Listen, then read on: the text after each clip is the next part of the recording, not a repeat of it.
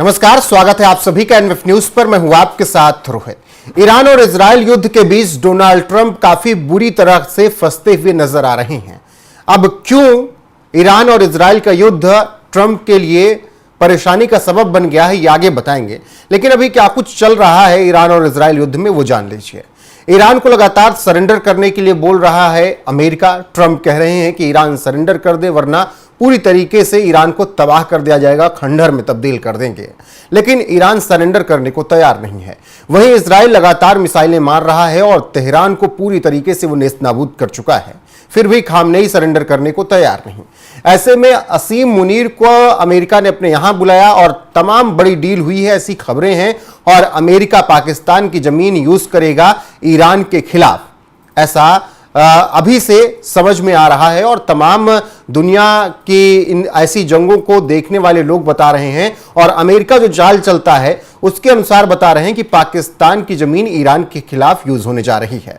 लेकिन अब बात यह है कि नेतन्याहू ने ट्रंप को कैसे फंसाया है, कैसे ट्रंप के लिए मुसीबत बन गए हैं बेंजामिन नेतन्याहू, जबकि ट्रंप तो उन्हीं का साथ दे रहे हैं। और यह बात बेंजामिन नेतन्याहू ने खुद कही। आपको बता दें कि जो भीषण युद्ध चल रहा है और वो युद्ध अब एक अलग दिशा में मुड़ चुका है, क्योंकि चीन और रूस की भी एंट्री इसमें है और वो लगातार ईरान का पक्ष ले रहे हैं और अमेरिका लगातार इजराइल के साथ में है। डोनाल्ड ट्रंप को अब समझ नहीं आ रहा है कि अगर उनका देश एक बार ईरान की जंग में घुसा तो बाहर कैसे और किन हालात में निकलेगा।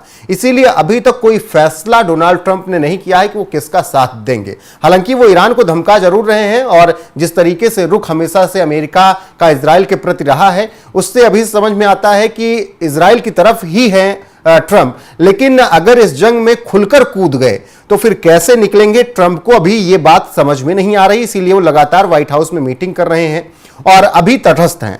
इजराइल तो ईरान पर हमला कभी भी रोक सकता है, लेकिन अमेरिका के सामने मजबूरी यह है कि वो बिना ईरान के परमाणु कार्यक्रम और वहां के नेतृत्व को खत्म किए बिना युद्ध खत्म नहीं कर पाएगा। क्योंकि जो सबसे बड़ी प्लानिंग अमेरिका की है वो ये कि ईरान के परमाणु कार्यक्रम को आगे ना बढ़ने दिया जाए और उसे पूरी तरीके से रोक दिया जाए। क्योंकि अगर ईरान परमाणु संपन्न हुआ तो फिर ये अमेरिका के लिए भी टेंशन की बात हो जाएगी। अमेरिका ने परमाणु कार्यक्रम और नेतृत्व को खत्म कर भी दिया तो क्या यह हमेशा के लिए समस्या का अंत होगा? क्योंकि इसी तरीके से अफगानिस्तान में हमें हालात देखने को मिले थे, वहां पर लंबे वक्त तक राज किया अमेरिका ने अपने उंगली पर नचाया। लेकिन फिर जब तालिबानियों ने विद्रोह किया तो अमेरिका को वहां से भागना पड़ा और स्थिति जस की तस है।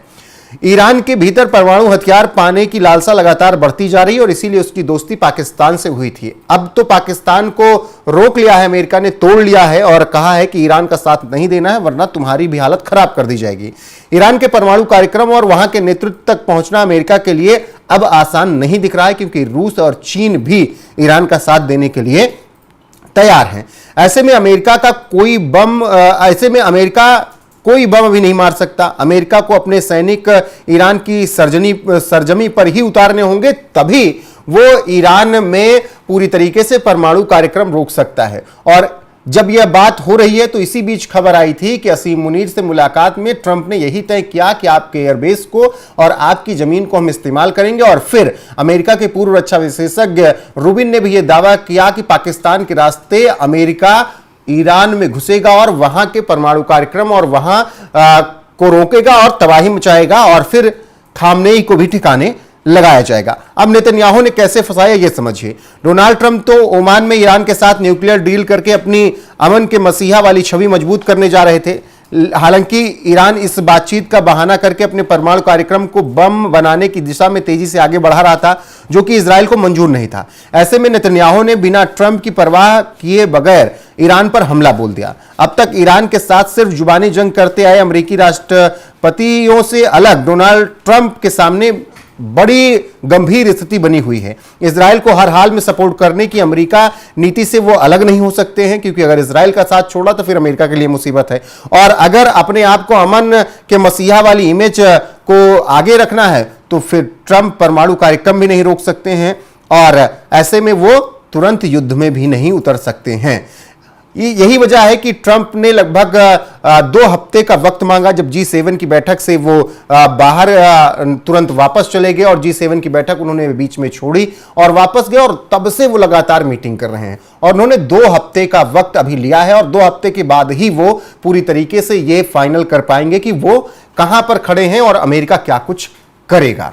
तो ये अभी जो कुछ भी चल रहा है डोनाल्ड ट्रंप के मन में, अमेरिका के मन में, वो उनको विकट स्थिति में ला चुका है। और नेतन्याहू तो कभी भी युद्ध रोक सकते हैं अगर उन्हें रोकना होगा, लेकिन अमेरिका पूरी तरीके से इस प्लानिंग में है कि परमाणु कार्यक्रम रोका जाए ईरान का।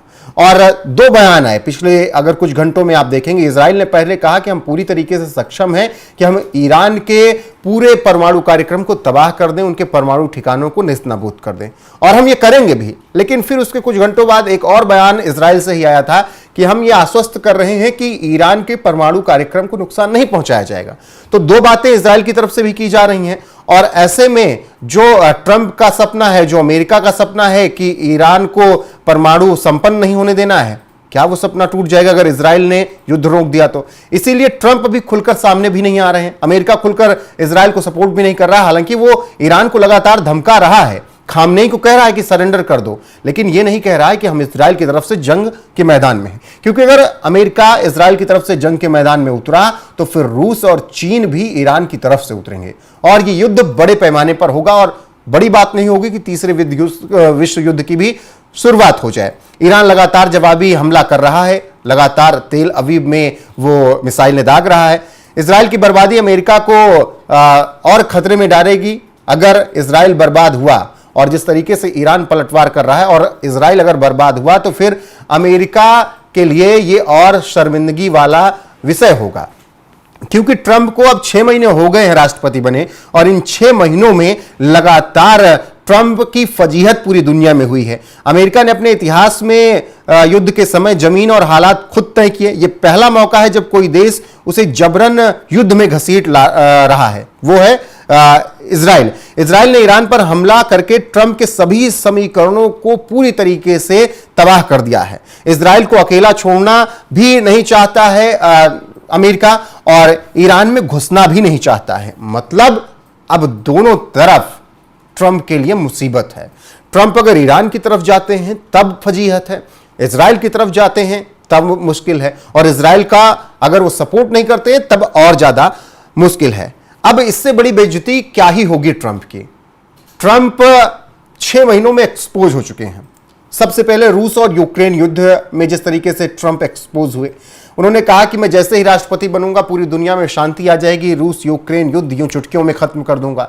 लेकिन यूक्रेन मानने को तैयार नहीं। यूक्रेन के राष्ट्रपति व्लादिमीर ज़ेलेंस्की को उन्होंने व्हाइट हाउस में बुलाया तो जेडी विंस के और ट्रंप के सामने व्लादिमीर ज़ेलेंस्की ने खरी खोटी सुना दी और एकदम बहसबाजी करते हुए लड़ाई के मोड़ में ज़ेलेंस्की नजर आए थे। दुनिया ने कहा देखिए एक छोटे से देश का राष्ट्रपति पहुंचता है और ट्रंप से भिड़ जाता है।